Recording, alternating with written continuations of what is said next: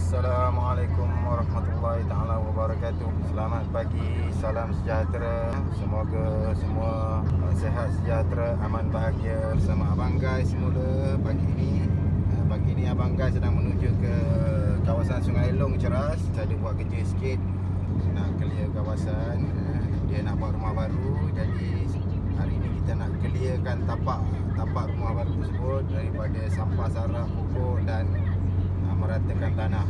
Nikmatilah para penonton, para sahabat semua.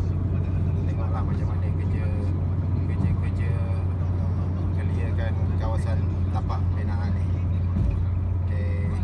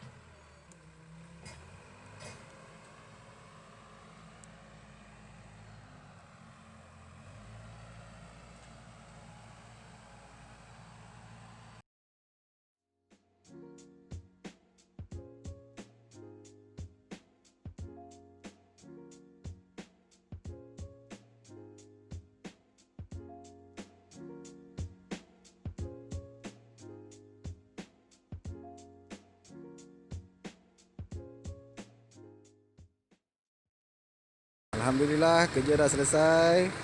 Clearance tanah untuk tapak rumah. So kalau tengok keadaan mungkin kena tambah sikit ni tanah. Dalam 10 lori, 15 lori. Ambil level dia. So yang tu kita akan tunjuk kemudian lah. Untuk setakat hari ni Alhamdulillah dah selesai. Terima kasih semua.